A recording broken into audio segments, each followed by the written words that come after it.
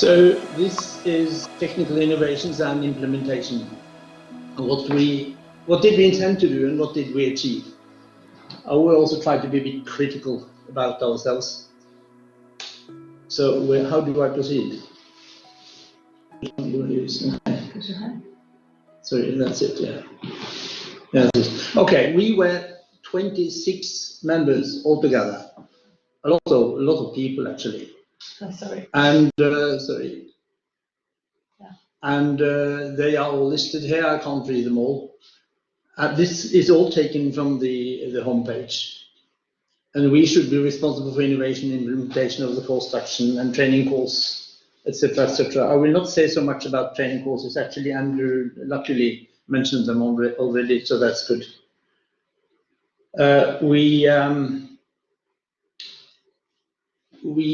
Sorry. I'm afraid I'm not used to this computer, so that's the reason why.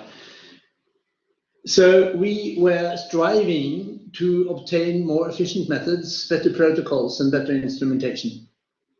And we wanted to implement these achievements by creating enthusiasm for revised methods. Actually, I think enthusiasm in science is very important. And then we wanted to standardize protocols, making better protocols. And we also wanted to contribute with new instrumentation, facilitating standardization. Obviously, the ultimate goal here is to achieve more coherent data. So, what are the outcomes of all this? To some of you, I have spoken about this several times already, so I don't want to go into details. I really want to make concluding remarks there. I think one very obvious conclusion here is that gel bond polyester films are better than glass slides, although many people still prefer to use glass slides. I believe this should be avoided actually, because glass slides, once you are getting used to polyester films, I think they are so much better. Anyway, the price is much lower for gel bond films. This is all published. The time used is much lower. You don't use cover slips at all. Reproducibility is just as good, possibly better. We don't have published work on that it's better, but there are indications that it's better. And I think most importantly, the gel samples, never fall off gel bonds. Whereas this is indeed a problem with glass slides, and particularly if you leave for some reason, sometimes you want to leave the gels on the substrate for a long time. So to me, it's quite obvious that one should use films and not glass slides. Here you see the holders that we have constructed, designed to support these large films that we are using, with taking 4 to 7 microliters of agar, up to 96 per big for the large gel bond film. However, there are also disadvantages with that, which were quite obvious to us after a while. Sorry, there are, when these 96 gel forms may sometimes be disadvantaged. Sometimes you sample low numbers of samples over time. So therefore, thanks to the HDSTSN, which allows young researchers such as myself to visit other labs, I was able to visit Elisabeth Boutier in Toulouse, and we then designed some film holders which could be assembled and deassembled. Here you see 2 frames, small frame holders, and each of them take a film of about the same size as a microscope slide, and they can be put together, and they can be separated, and you can take them through all the stages, all the protocol stages of the assay. Okay. And we also worked with the 12 gel units of Sergei Shaposhnikov and Andrew Collins, and we redesigned this a bit, and you see the new design to the right there, but we have not been able to produce this in quantities so that they are commercially available for people. But most importantly, I've been working with electrophoresis, and I've been trying to really fight some misconceptions in the very early common protocols that the current is important. That's a misconception. But the voltage per centimeter is for physical reasons, biochemical reasons, is the voltage per centimeter on the platform is actually the driving force. And besides everything, it's linearly related to the size of the tail. So we have been trying to apply physical principles to electrophoresis, and this is not rocket science, but it's quite important. Okay. Now something happened there. Can you? I don't know what happened. Can you suddenly it disappeared? Wait, I'll open it again. Okay. Ah, there you are already. Okay. Yeah, good. Yeah, I'll go with it. Yeah, I can go with some. Yeah, so to improve the electrophoresis, we have been looking into better electrophoresis tanks with integrated electrodes to record the electric potential when you do the electrophoresis. And also we have designed a small unit which can measure voltage per centimeter accurately in any tank. However, there are also not always easy to implement these, what I call improvements. There is much hesitation in taking advantage of the technical innovations. We have been raising this issue on many occasions, and it has not always been easy, as I say, to convince people that these really represent major advantages in the COMET assay, as far as we have been able to demonstrate. And the possible causes are that they are not commercially available, that something should be done with that. And I'm really sorry that we could not do more with the commercialization within the hCOMET project. And as I say, the initiative should be taken here. And then I'm afraid scientists tend to be quite conservative, I'm afraid, including myself. So I believe we should all become film stars, as you see here. And this says, film stars don't die in Liverpool, but this doesn't only apply to Liverpool, it applies to all over Europe and the rest, I think. Okay, now Kristine will take over and be a bit more specific on some other parts of the assay. Okay, thank you. Yes, of course, another important technical implementation alongside with, of course, harmonizing protocols and these technical improvements that has been done. There is a need to perhaps implement reference cells in order to compare data between laboratories, which can help to normalize and harmonize data between labs. Especially is this important when it comes to biomonitoring data, where we actually do try to detect small differences in DNA damage. So one idea that came up was to use cells with different DNA content than the human lymphocytes, and since we easily can distinguish these between the different nuclei content using the total fluorescence of the nuclei and not only the tail intensity with the scoring facilities that we have now in hand. So the question was, what type of cells could we use? So Gunnar came up with the idea of using fish cells, and here you can see flat fish, the turbid cells, which is we can easily draw some blood from the tail vein, and the human lymphocytes come from, for instance, Andrew, which is not so flat, but it's easy to draw blood, as you know, from humans. So we included a possibility of actually mixing these cell types together, and of course, let's see, yeah.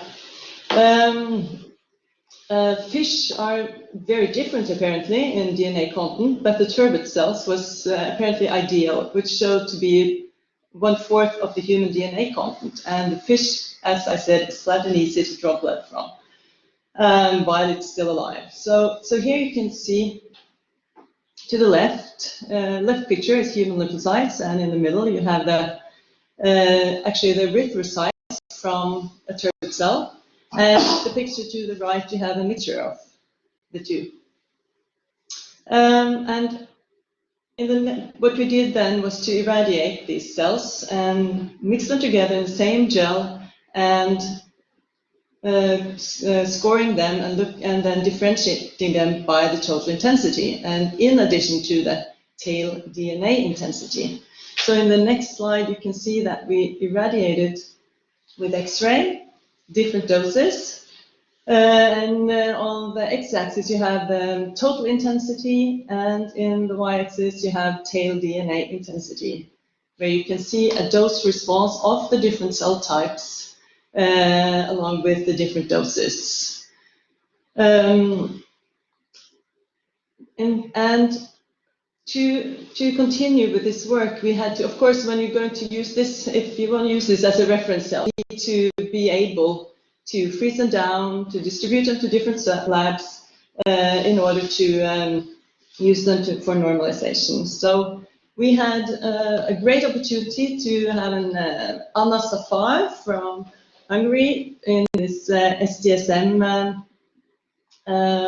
grant for a month. She worked hard in order to let's see, sorry, this picture is not perfect now, I can see, but I will try to go through it. Anna Safar was here to modify a protocol for actually isolating lymphocytes from the turbid cells, because we saw that the erythrocytes, which is to the far right here, gave quite high DNA damage when we had after freezing down for 25 days. The thing, well, in the y-axis you can see the DNA damage, and the x's here are actually the median damage of the different cell types here. So you can see on the left x, or the left sample here, you can see lymphocytes from the turbid cells after 1 day freezing, which gave very low level of damage. But after 26 days, you could see a slight increase of the DNA damage, but lower compared to the erythrocytes. But this is ongoing work, and we will try to optimize the freezing protocols when it comes to the lymphocytes from the turbid cells. And hopefully we can use this as a good way of implementing reference cells. Next, oops, sorry, I have to go up again.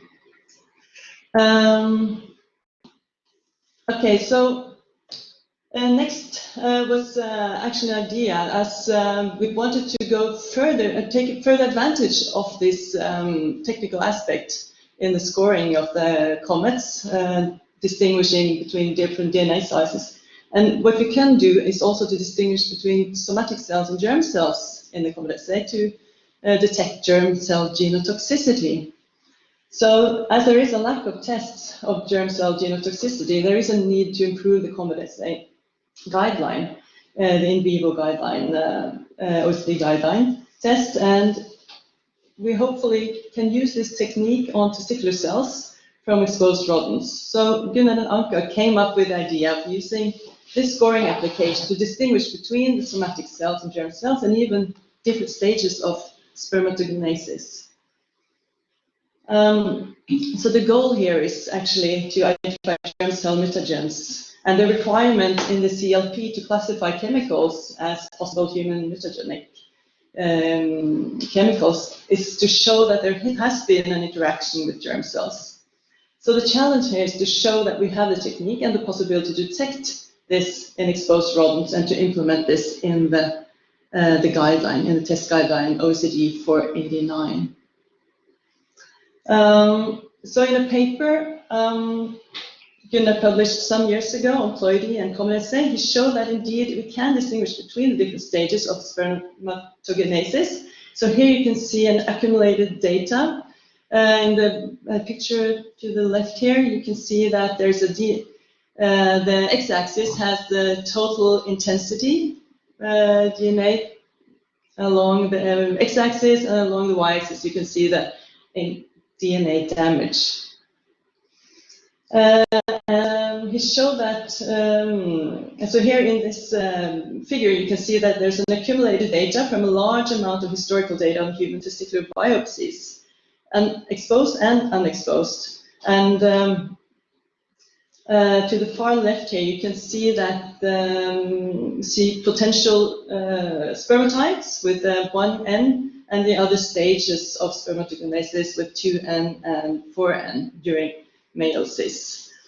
So apparently we are able to distinguish between the different stages and actually select the spermatides and looking at them to see if the chemicals is genotoxic or in the germ cells per se.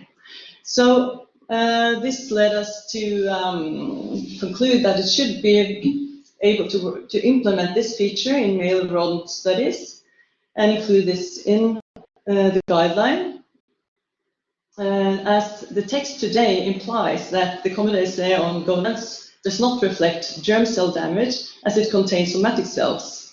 But we believe that we can easily select them, as I have told you, and analyze them selectively. So I believe we can solve this issue. That means that we now have a small project to collect historical data on testicular germ cells, which is a project together with the Technical University in Denmark, and we are funded by the Norrte and the Kemi in Sweden. And hopefully we can collect a lot of historical data, and if you are sitting on some historical testicular cell data from rodents, we would be happy to receive them. We hope to submit a standard project submission form to the OECD to include a guidance document to the OECD test guideline to accommodate analysis from male gonadal cell genotoxicity in order to classify chemicals correctly concerning to germ cell mutagenicity. So this is another application that comes up from ploidy and the total, distinguishing between the total intensity between germ cells and somatic cells. So thank you so much for fantastic collaboration with a great team. We want to thank you all. And I also would like to join into that, because this has been an amazing 5 years for me. I am now very close to termination of my scientific life, actually, but I still hope to be in touch with you guys. I think you have become friends and family, and both scientifically and personally, I would like to stay in touch with you. Thank you.